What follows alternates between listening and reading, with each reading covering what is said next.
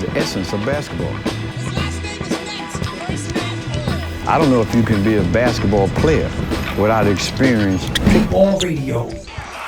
Yo, you are tuned into BBALL Radio. My name is Bobbito Garcia, aka Cool Bob Love. One half of the team, the other half is Eric Newman, E-New, coming to you West Coast. Hoop Dreams, let's go! We have the illustrious Arthur Agee, Will Gates Jr., the subjects of the film that we can't believe is 30 years old right now, which means that these two brothers must be in their early 50s.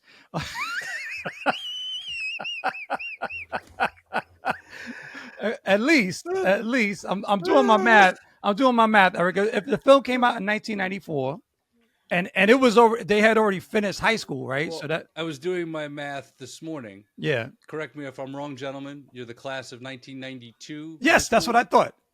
No, class of 91.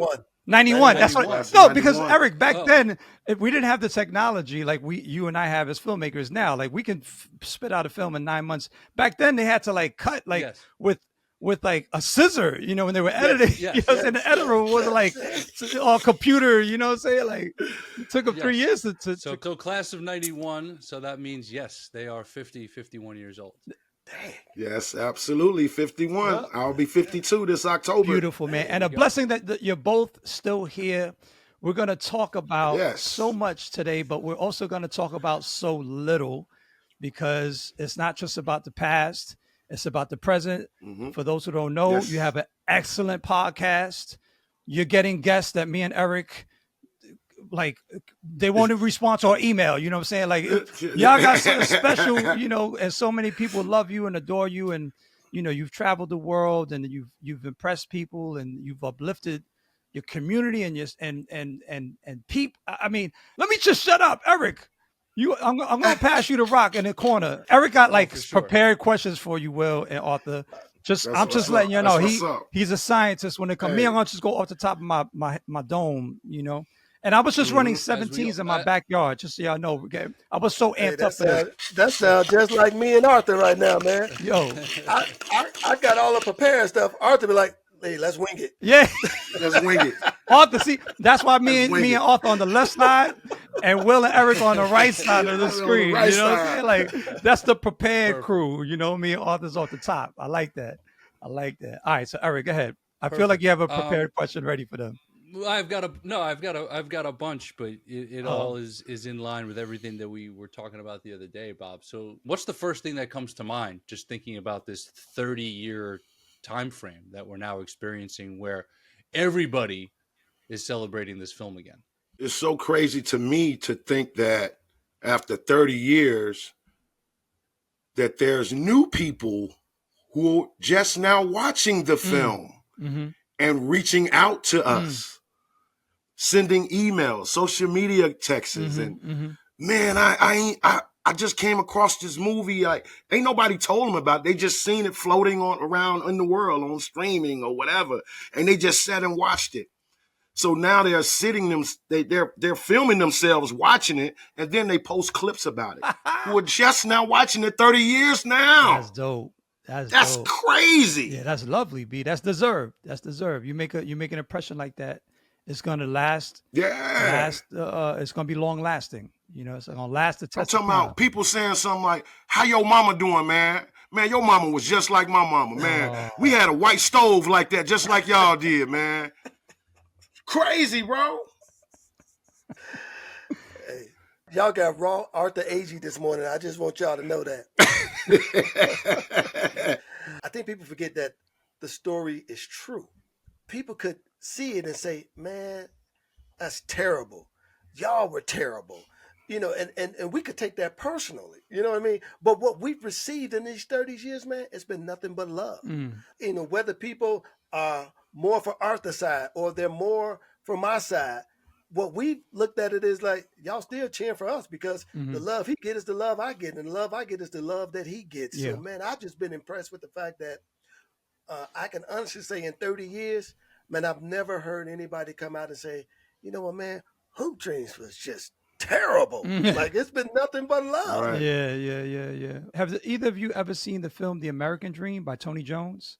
No. All right, so there was a film that was released in 78 or 79 that followed two high school players. Same vibe. Format? Same exact vibe? format. 1970s. It follows Stretch Graham out of what was it, Fort Hamilton and Alexander Hamilton in Brooklyn. And it follows this kid, Rick something in Indiana, and they're both all Americans.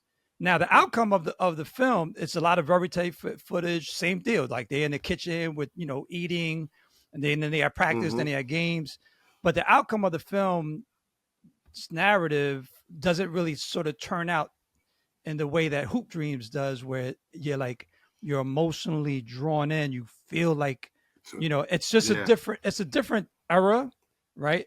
They had different access. They followed you for years, you know what I'm saying? Like, with Hoop Dreams. And so what I'm curious about is the first time that Arthur Agee and Will Gates are watching the film, who's by your side and where are you? Because, me and Eric are filmmakers. Eric directed Anything Is Possible, the Kevin Garnett story for Showtime. I directed Doing in the Park, which you saw in Memphis with my boy Kevin Coolio, co-director. Generally as filmmakers, we do test screenings, and we bring the subjects of the film out and just, sort of like fellow filmmakers to get some feedback. So what was the first time you peeped it and what was your impression and who was sitting next to you and where were you? I want to know all that, yo. It was 2 times. The first time, Steve James and Peter Gilbert, Fred Marks, they all came to my crib and they had just a rough cut. On VHS? Back in the day, VHS? On VHS. Well, it wasn't even VHS, it was beta. It was beta. Yeah. The beta, the little smaller ones. Wow. So it's me, my mom, my little brother, and my dad. And we in the living room and they put it on. Wait, was this a finished version or this is still a rough cut? No. This just still a rough cut. Got you. Okay. And it wasn't, we didn't watch the whole thing. They just showed like maybe 30 minutes of it. Okay. And in that 30 minutes, I thought to myself, damn, like just looking at myself on TV, because this was something that I always wanted to be. I wanted to be an actor. So, it was like one of my dreams was coming to fruition. And I was like, damn, look how I look on TV. Like, this crazy. And then the second time that I was able to watch the whole film was when we was in New York at the Lincoln Theater. And I had my mom, my dad, my brother, and we all sat and watched it for the first time in its entirety. With the crowd. Fully done up, music with the crowd and everything. So that was my first time. Wow. Never forget it. Did you cry? I mean, my second time. Did you cry? No, I didn't cry. I didn't cry. But I was just smiling, looking at all the people down there. Denzel Washington, Vanessa Williams. What? I'm like, damn. Wow. Yeah. Oh, snap. Spike Lee in the building. What? It was nuts. Yeah, that New York premiere was next level. That was next level. I mean, even next day we went to breakfast with Spike Lee. Like that was What? It was like, next level. Oh, but for me, it's interesting because just like Arthur, they came to the house, but they bought the full thing. So it was like 5 hours of footage. Yeah. And I was like, what is this? So here's the crazy thing, right? So they showing us this, and because it was so long, I only wanted to see my part. So I was fast forwarding. I was fast forwarding Arthur's part. So I was like, where the next story at? But much like Agee, I walked away saying like, because you don't know where this is going. You got to remember, man, when they started filming us, they like, listen, we want to do a 2-week documentary on how kids go from street ball to organized basketball. And then they come back 2 weeks later saying, we think we got something. Could we follow you a little more? A little more turned into 4 years. We didn't know it was going to be 4 years. I want everybody to know we didn't know it was going to be 4 years. Wow. It just kind of grew into that. So when I'm sitting here watching it, I'm going like, man, this is real. Like, my mind, I'm thinking like, Because, you're thinking like, that they ain't going to put this on TV. Who want to see two kids from the inner city of Chicago growing up in the ghetto on TV? Like, who nobody want to watch that? But, man, after seeing it, I was like, okay. And like Agee said, when we went out to New York to the premiere, man, when the movie was over, they flashed the lights up on our families because we was all sitting up in the balcony with each other. Mm-hmm. Yeah, the audience didn't know we were there. The audience didn't know we was there. Wow. I'm getting They goosebumps. flashed that. Oh, man, they flashed the light on us. The theater, I think it was like over 2,500 people. It erupted. Oh, they standing ovation. Standing ovation. They was just like, that's them. Yeah. There they are with their families. There's Mama Agee. There's Mama Gates. There's Bo. There's Curtis. There's Arthur. There's William. They just like, the movie is still happening. Amazing, yo. So, like you talk about a New York premiere, I was fortunate enough to premiere Kevin Garnett, Anything Is Possible, at the IFC Theater across the street from West 4th Street. And that was a very, very special moment. And, making that film, going in, I knew the importance of Chicago in the story. I knew much about the lineage of Chicago basketball, a lot of it because of both of you. But then when I visited and I did the interviews and we went to Farragut and I interviewed Isiah Thomas and Scoop Jackson and Wolf Nelson and David Kaplan and Ronnie Fields, I had a whole different lens on all of it. And it's one of my favorite parts of the film is that. So can you both share what that lineage of Chicago high school basketball has meant and continues to mean?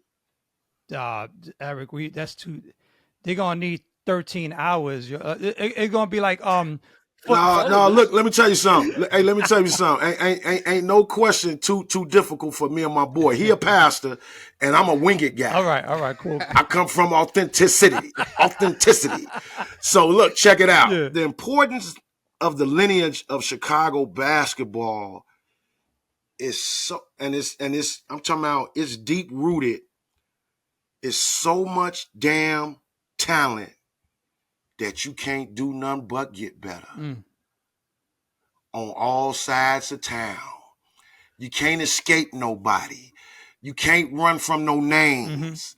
You can't pussyfoot around with this.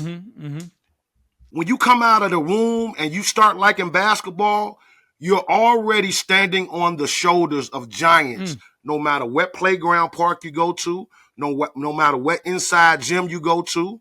If you're on the west side, the south side, the north side, the suburbs, it's that importance, bro. Like, and then it's like it's almost like life and death, like breathing. Like, if you want this game, and if you want to be somebody and be remembered, you got to go against that guy. You got to guard him 94 feet. You got to play mental games, and you got to get tough. Speak on it. It gonna almost be a fight. Wait, who want it more? I think you should join the pulpit as well, because you speaking like a preacher right now. I'm like in a church right now. I'm ready to get the nation to the basket, yo. Right. Hey, on fire. Hey, man, the basketball gods, man. Yeah. It comes from that. Will, do you need? And Kevin Garnett came here and fit right in. Yeah. He did. Well, do you want to add to that, or did I'm gonna simply say is this, man. It's Chicago basketball. It's a culture, man. It's a culture, and it started with an outdoor culture. It is playground. Yes. It started outside. It's the playground. It's the concrete. It's the dirt. Yes. You must be a reference to. I preach. Yeah, you got to know where it's at. You hop on your bike on a Saturday morning and you go from this park to that park and just so forth and so on. By the time you get done, you done played 10, 12 hours worth of basketball.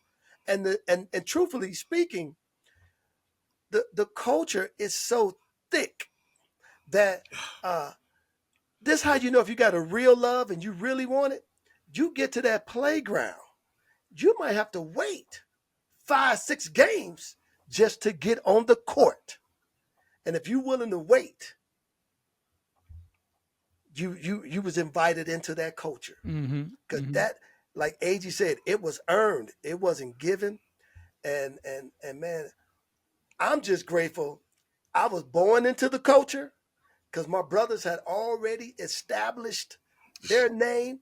Truthfully, I don't even know if I had an opportunity to not choose basketball, because I was born into that culture. When I was coming up, my last name was Gates. And if I went into a park, if I went to the gym and they knew who my brothers were, they automatically, if they saw me jump, they would say, oh yeah, that's Curtis Gates' little brother right there. He's a Gates. Yeah, he all right. So that's the culture of Chicago basketball. Now, let me add this other caveat to it. Okay. The culture of Chicago basketball, man, we get to the bucket. Chicago is the windy city, because we played outside. Everybody know how to get to the bucket. Yeah. We are some bucket getters. We can put it on the floor. We can get to the bucket. We might not be the best jump shot shooters, but we can get to the bucket. There you go. Yeah. There you go. So I came up with a line and doing in the park called "The Park is My Church." Right? Basketball's a religion. The park is my church, and it's a segment for B-Ball Radio. The park is my church. So while we're there, right? I've read about Hayes Park. I've played at Cabrini Green, because we have real, like, our listeners are not just regular basketball heads. They're granular. Yeah. You know what I'm saying? So just share with us 3 gems of parks. Number one, on the west side of Chicago, where Michael Jordan filmed his iconic photo with the Jordan sneakers over his shoulder, that outdoor park, and that is called Marillac. This is Jackson Street in California. Then you come to my park, where they saw me in Hoop Dreams. It's a school playground, play lot, and a basketball, 2 basketball courts. That was called Delano, and that was on the west side. The third one is called Mason. Mason was the big drug dealer tournament. And you had all the college dude and the ex-pros come play in that tournament. Got you. So those were the big 3, the Marillac House, Mason, and Delano. Got you. Amazing.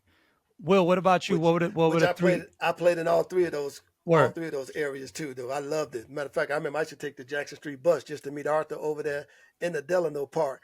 Dope. But I got 4, guys. I don't have 3. I got 4. All good. The first one obviously is in Cabrini, where I grew up. Cabrini. They used to host, man, a tournament on Chicago Avenue, man. Probably at the time would have rivaled Rutgers Park.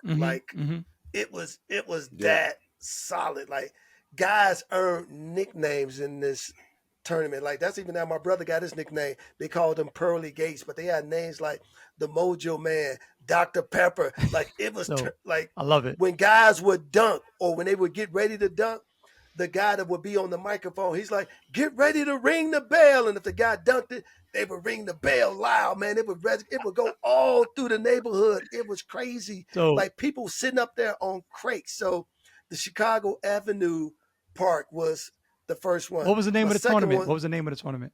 It was just called the Chicago Summer League. Oh, okay, cool. Yeah. Cabrini Summer League. It was sponsored by a beer brand too. Word. Yeah, I think it was Schlitz or Miller. Wow. One of them. Listen, Wow. Miller was sponsoring everything back in the day, man. Miller High Life. Wow. But also, I love my this. second park, man, is Oz Park. Oz Oh, Park yeah, was Oz up Park. on the north side. This is where, if you had any game, this is where you went.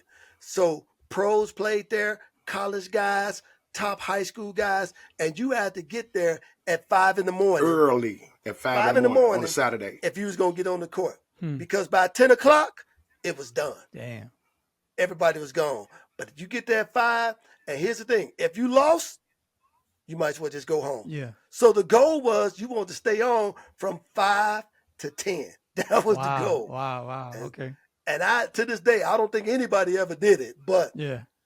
that, man, so Oz Park. Then after that, man, we had Foster Beach. Foster Beach up north. Man, listen, you had the water behind you, sand around you, nothing but concrete sitting on top of sand. Yeah. The wind blowing like crazy. but cats was up there balling insanely. I mean, it was something else. And then finally, Agee gave you an iconic picture with Jordan, but we had an iconic picture too with Jordan. Do you remember the one with Jordan and he got all that writing behind him on the wall? Yep. Well, that's also in Cabrini. That park is called Ogden Park, and that's where we would go.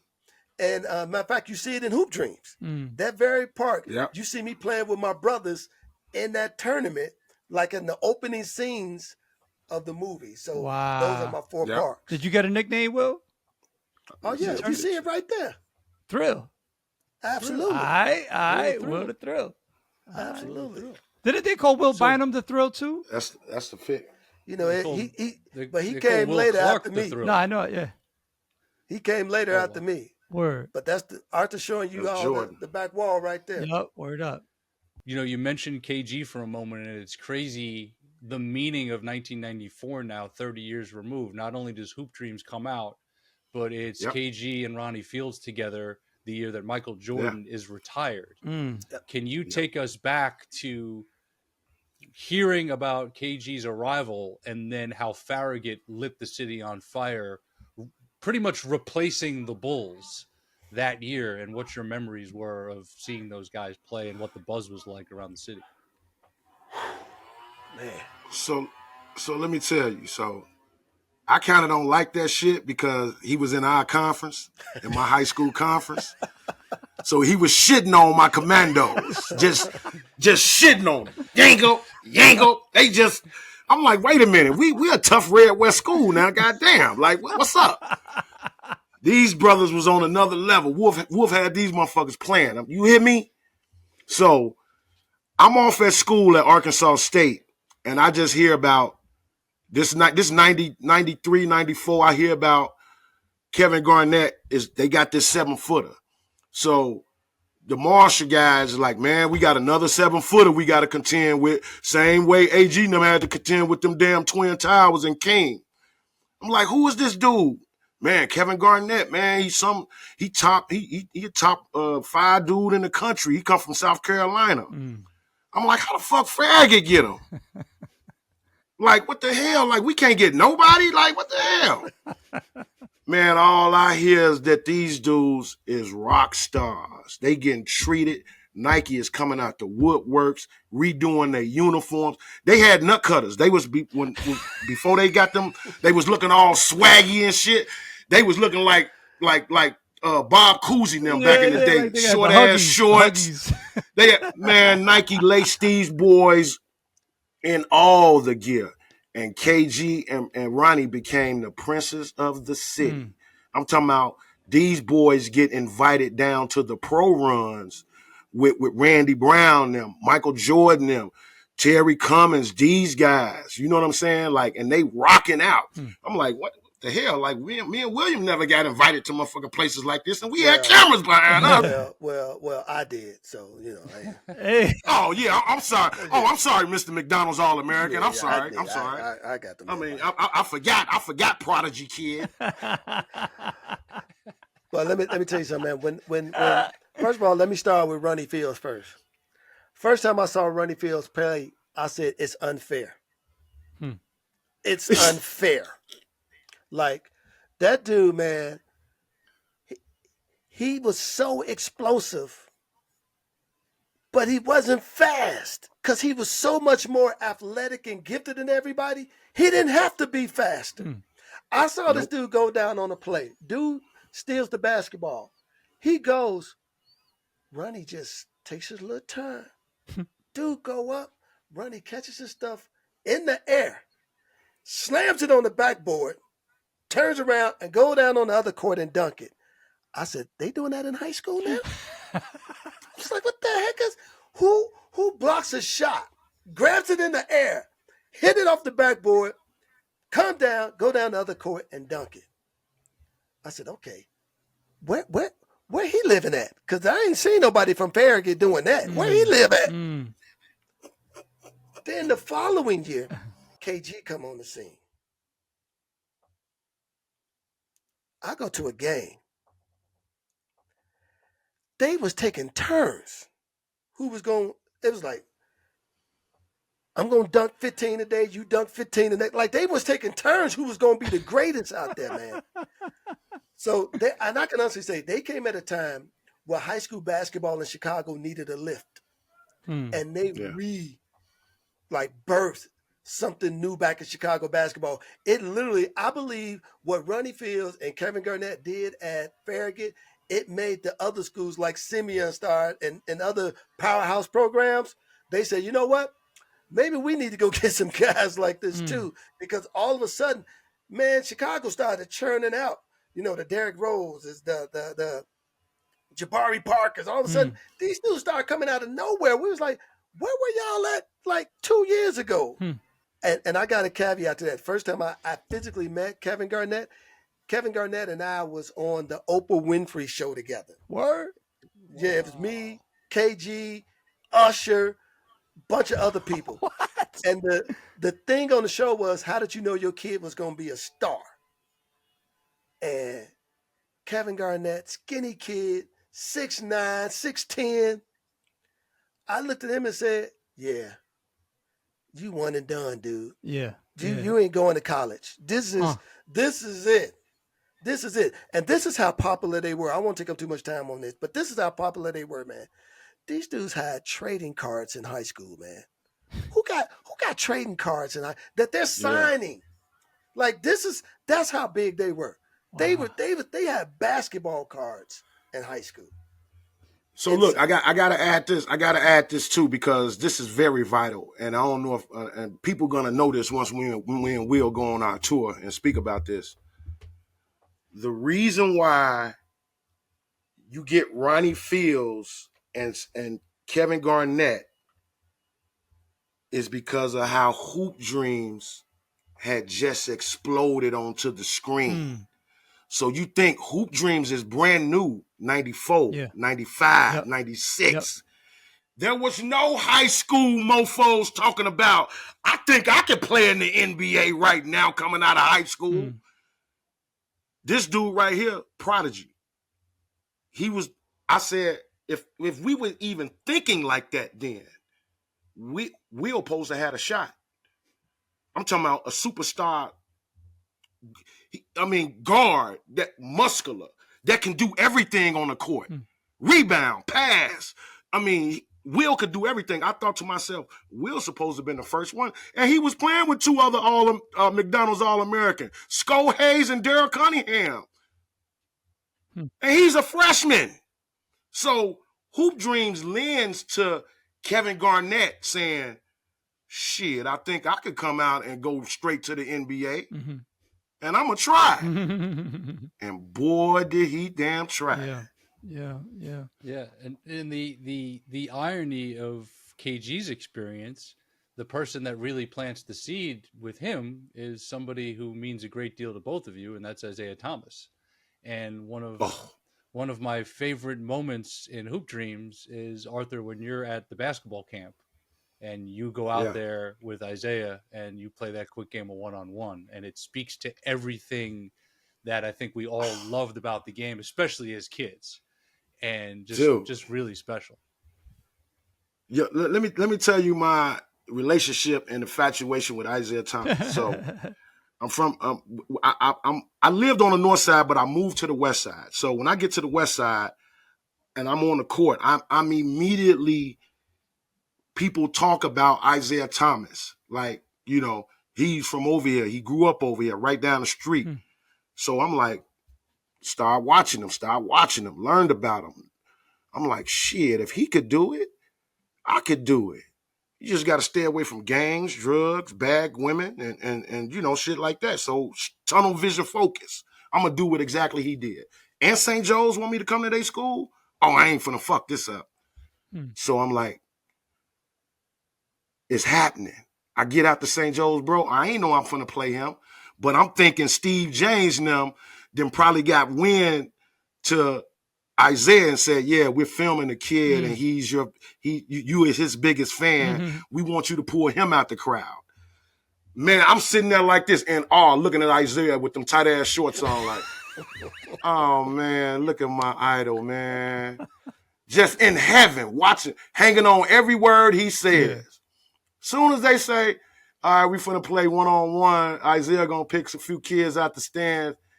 When he pointed his finger at me, it was like the heavens opened up. Oh. Hey, I did like this. I'm sitting between two whiteboards. I'm like, get y'all ass out of the way. I come right down the steps. So I'm like, I'm so excited. You see, if you watch the film, I start doing my nose like this, like, damn, wiping my face, like, looking at him and shit, like. And so he says to me, oh, you ready for this? Yeah, your dad already told me that you got some game, so I ain't going to take it easy on you. I'm like, oh, you talking shit already in my head. Like, come on, Mr. Zeke. Yeah. Man, he's like, you want this? Man, he gave me one pump fake. I jumped out my drawers and my shoes. He went around me looking at me, smiling like, laying that motherfucker up left-handed, butter roll. I'm like, oh, shit. I didn't score on him, though. He ain't let me score on him, though. But that was one of my favorite moments of my life, to play your idol and you not knowing you about to play him. Yes. And, man, me and Zeke, that can't nobody talk bad about Zeke in my presence. It'll be a fight. Mm. That's amazing. You know what's interesting about that day, too, man, is that I was at that camp. That's actually was my introduction to Hoop Dreams. I didn't know that, like, when Arthur showed up, I saw him there. Like, I had already been at the camp for a full week. I didn't know Arthur was showing up that day. And he came in with these cameras. I was like, dude, what you doing out here? Because, see, a lot of people don't know this. Arthur and I used to play in the same grade school tournament. So we knew each other already. Mm. Yeah. So when he came out to St. Joe's, like, I'm like, wasn't expecting nobody else from, the Cabrini area to be out here but me. Right. And he come through. I'm looking like, dude, what you doing out here? So the reason you don't see me playing Isiah is because I hadn't committed to doing the film yet. Mm.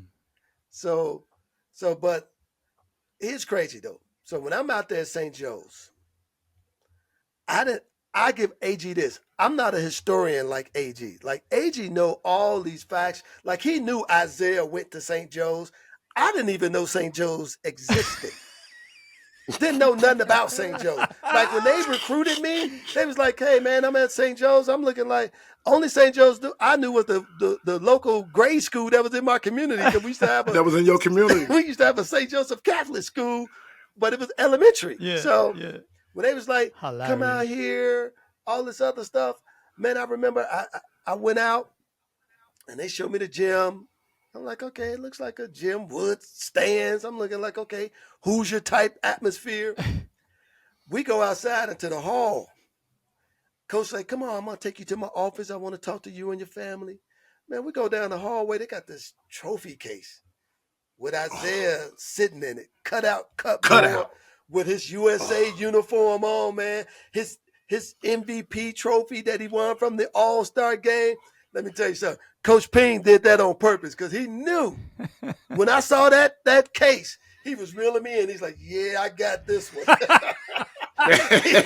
Like, I got this one right here, boy. I'm reeling them in because I didn't know nothing about St. Joe's enough to be excited about, to want to leave my family from Cabrini and go way out to Westchester, Illinois. Like, y'all ain't got nothing out here to makes me want that. But man, when I saw that cutout of Isiah and all of his accolades, his jersey in there, I was like, yeah, this is the path. this is how we get it done right here. Yo, I'm gonna take a pivot here. We're gonna stay on in the realm of documentaries though. We've mentioned 3, right? Hoop Dreams, classic of classics, right? Anything is possible. Kevin Garnett. We mentioned Doing in the Park, Pick Up Basketball NYC, my film with Kevin Coolio. I got another one though. There's a great doc about Benji Wilson, the high school All-American who unfortunately gets shot and murdered in 1984 as a senior who never gets to realize his potential. And this all happens in Chicago as well. I was a senior in high school in 1984, and learning about what happened to Benji, like, it kind of like ripped something inside me because I had all the basketball aspirations, not to play pro or D1 or anything. I just love basketball, right? But how did it affect the two of you? I mean, I'm imagining Years I old. was in 6th grade. Yeah. Do you remember how it affected you and how you learned about it? It was just crazy because you didn't really hear about stars like that, or, high school players like that, getting shot or anything like that. So the whole city was affected. Like, you know what I'm saying? We went to school, certain teachers was talking about it and stuff. It's like, who the hell is Benji Wilson and why he got shot? Will, did your kids. did your brothers play against him?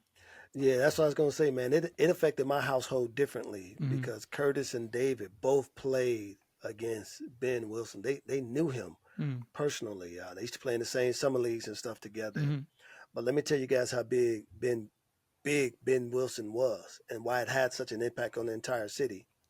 It was Michael Jordan, it was Oprah Winfrey, it was Ben Wilson. Like that was the level that Ben had created because no player had ever been the number one player in high school come out of Chicago. In the country. Is that right? Yeah, up until that point. Really? Wow. Yeah. Ben, like, I talk about how Mark Aguirre put Chicago on the basketball map. Ben Wilson took it to another level and really opened the door for so many more athletes that can get opportunities to go to those camps and things of that nature. So he impacted, man, like I can say this, there was 2 guys that impacted me the most in my basketball journey. One was Ben Wilson. I said, you know what? I don't want to ever get caught up in gangs and stuff like that. So I knew I wasn't going to join a gang. The second one was Len Bias. After what happened to Len Bias, I said, you know what? I would never do drugs. Those were the 2 guys in terms of having that kind of impact that shaped my focus. Yeah. Because of what happened to them, man. So let me just give a little background for our younger listeners and viewers. Len Bias was a University of Maryland superstar. Definitely going to the NBA. Had his battles against Michael Jordan in the ACC, and had all the potential in the world. And unfortunately, he passed away. His heart didn't do well with the mix of what he was putting in his body, and very unfortunate. Very unfortunate. 2 nights after he was drafted 2nd overall by the Celtics, right after they won the '86 championship. Yeah. So, for me, I was 8 years old, and obviously we saw what that did nationally, where the Reagan administration took that to create the whole war on drugs, don't do drugs campaign, and that stuff was hammered home every single day. And that was always the alarm and the warning when, as a teen, drugs came in the room. And being a multi-sport athlete in the early to mid 90s, drugs came in the room, drugs came to a party, I leave the party. I leave the room. That was it. That was it. And I want to bring us back to the lighter side of things. Prepared question. So many laughs on this. Prepared question. No, not prepared. No. Question. Get out. Okay. Cool. No, prepared shtick. So okay. Every podcast we do, Bob always makes fun of me as a diehard Celtics fan that there is at least one Celtics mention. So I see you. I see your green behind you. Yeah, and Arthur, he drive me crazy. B. I have to represent Reggie behind me, who was drafted the year after Len, and unfortunately passed away too soon as well. But you both have incredible backgrounds. You both got the fit going. One thing that I loved in the film, and Agee, I got to start with you, man. Like the array of merch. I'm watching it, and I'm like, he's got the Hoosier hat, he's got the Dominique jersey, he's got the Georgetown. Yes. Like, I think we need to celebrate that late 80s, early 90s time when all the starter stuff was dropping. All of that stuff is all over the film, and it brings for such great nostalgia. You can't even imagine what's in that closet behind me, behind those glass doors. It's kind of crazy. And Bobbito is I blame for a lot of that. His influence on me has not been good for my shoe closet. You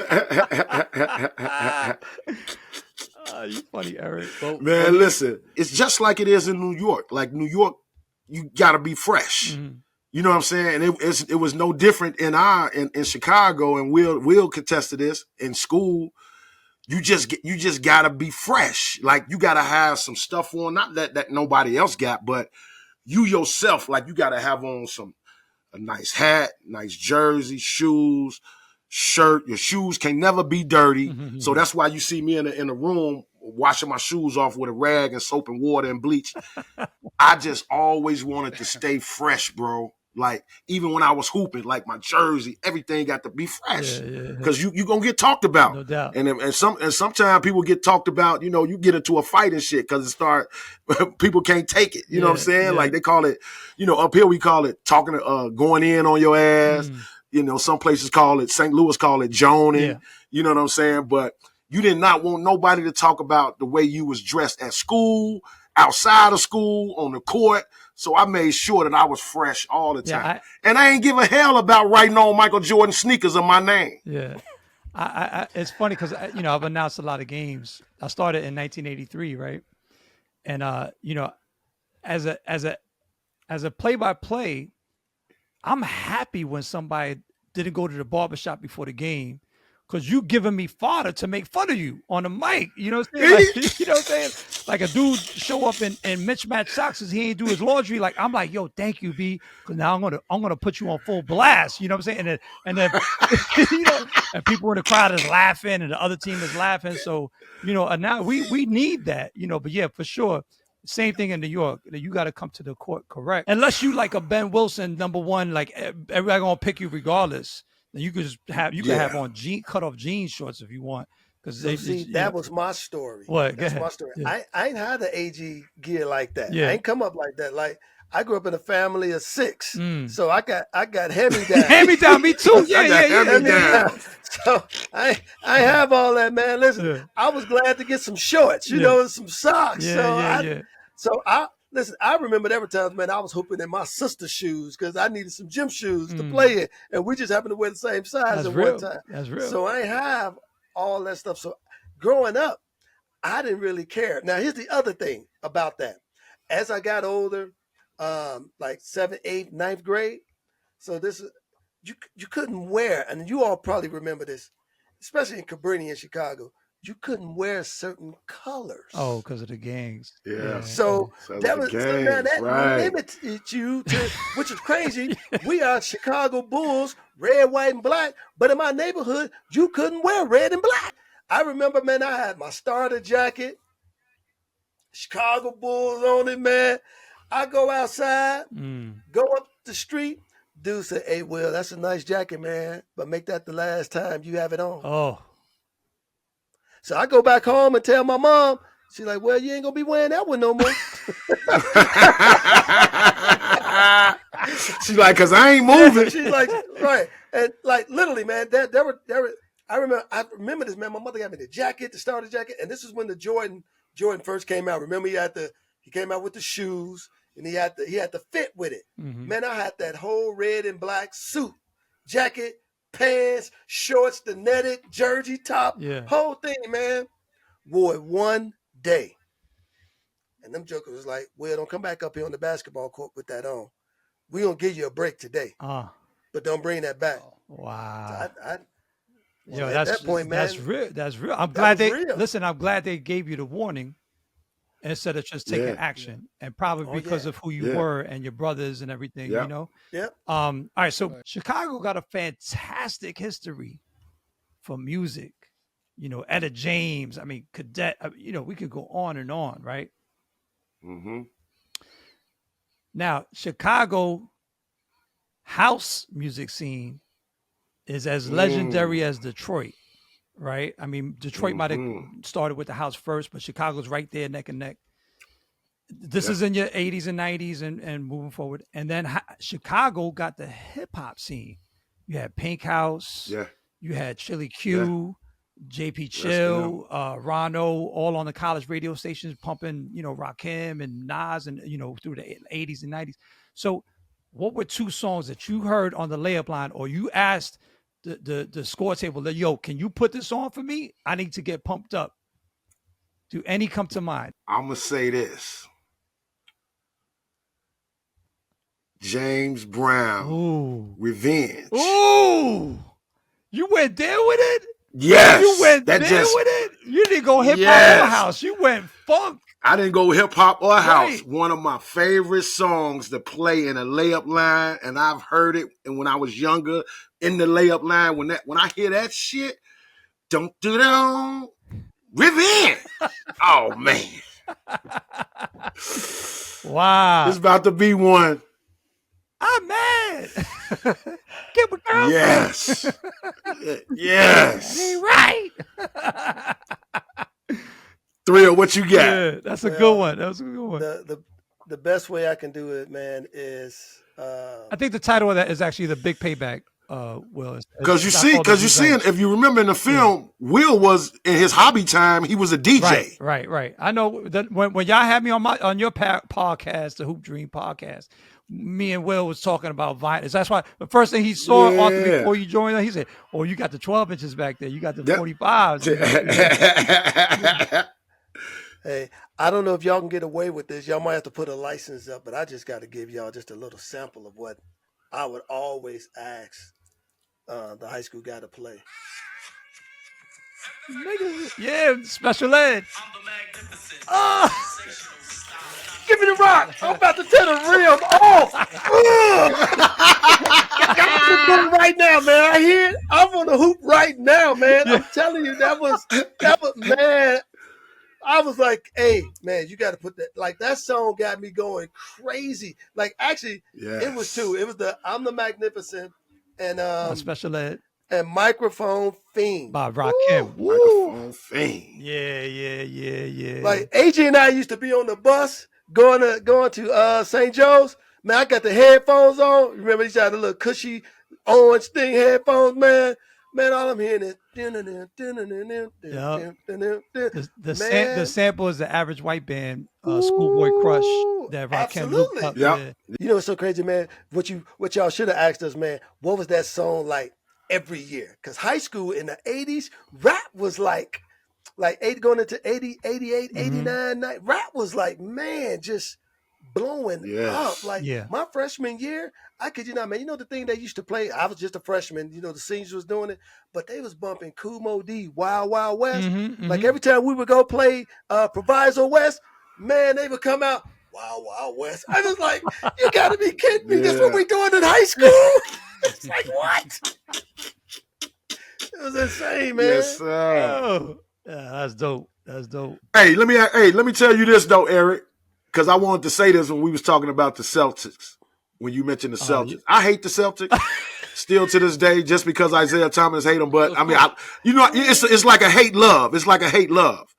But do you know if Lynn Byers and Reggie Lewis don't die, the Celtics is a different franchise. Absolutely.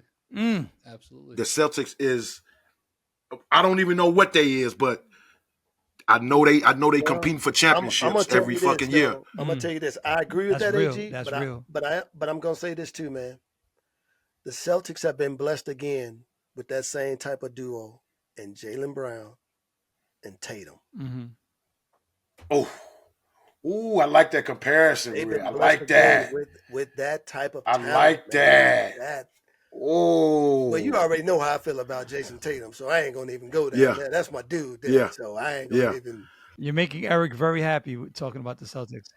No, well, Paul Pierce falling to 10 in the draft when he should have gone top 3 happened 5 years after Reggie passed away, and it was almost like this gift that they got.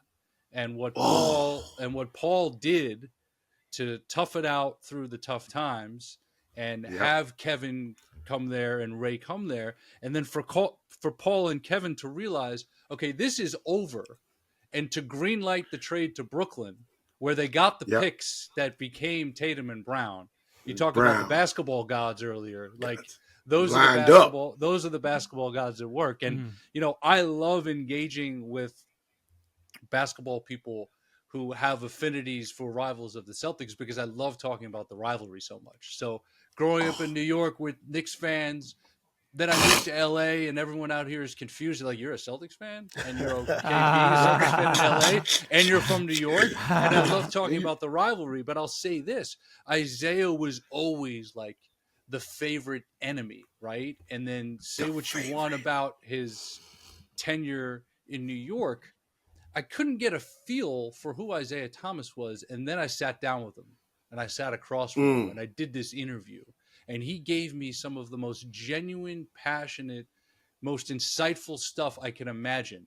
And when the interview was over, I walked him out to his car, and it was a very strange time. It was 2 days after Election Day in November of 2020, but the election results had not been announced, right? So we're all kind of on the edge of our seat, and we're talking. And I don't know if you guys remember, at the end of Anything Is Possible, we set up this moment where KG jumps on that Zoom and he asks Zeke to introduce him at the Hall of Fame, and we surprised Zeke with that. It was a total setup, and I had to keep him there. And he's like, Eric, I really got to go. I got a meeting. I'm like, Kevin will be on in 2 minutes. He just really wants to talk with you. And Isiah was very emotional. And we walked out to the car afterward, and we were just having this very personal, genuine conversation about the relationships through the game and who you meet. And for me, I'll never forget this, and I think we all probably watched this at one point. ESPN's original NBA's Greatest Games, the 30-minute or hour show, and Dan Patrick is the host, and he's got Isiah on, and they're going through Game 6 against the Lakers where he sprains his ankle and he scores 25 points in the third quarter, and they get robbed at the end, the phantom foul on Lambeer and Kareem, and then it goes to 7 and the Lakers win it. And Isiah is in tears in the studio, in tears. And we talked about that moment because that moment had such a big impact on me in terms of the emotional depths of what this all can mean. And the fact that we're tying this all together with you guys today, with Isiah, with Chicago, with Hoop Dreams, is really special. So I can't thank you guys enough. This has been awesome. Bob, I'm sure you've got one thing to close this out. So I'm going to take it off the glass. I'm going to outlet pass it. Bang! Let's go. Let's go, Handle King. Give it to the Handle King, baby. I can't. We can't top it off like better than that. Much gratitude to Arthur Agee, to Will the Thrill, Gates Jr. Y'all beautiful people, man. Appreciate what you're doing with your podcast. Keep on doing what you're doing, and yeah, man. Have a blessed rest of your day. Hey, AB, I want to give out one thing. Yeah. I got two things to tell y'all. Tell your audience. We just got this news in. Okay. Hoop Dreams will be re-releasing on a 15-city tour through the Alamo Theater movie chain group. September 27th through August 3rd, 15 cities. And it will be in New York, and it will be in L.A. Oh, wow. Yes. So September 27th, 15-city store, it starts. And I want to let your listeners know that that's incredible. Slam Magazine and the nonprofit Project Backboard no doubt, has come together. Yep. Yes, they have come together to renovate a outdoor basketball court here in Chicago this month. I love it. Of September. I love it. We're going to do a big unveiling on the court, and they painted Hoop Dreams on the court, and it's got the city. It's going to be exciting. So, well, there it is, people. We want to thank our social media management team, Deja Carr, Amanda Benavente, our editorial staff, Robert Brooks, and Sam Abunasar. Yo, we want to thank Apple and YouTube and all the platforms that are hosting us, Art19 for all the boosts as well. And yo, we got a beautiful thing going on with this podcast. We want to thank all of you who have been following, DMing us, emailing us with, amazing positive feedback and all that. And we're going to continue to try to do this. Arthur, Will, thank you so much, yo. And that's it, man. Y'all be safe, man. Peace. BBALL Radio.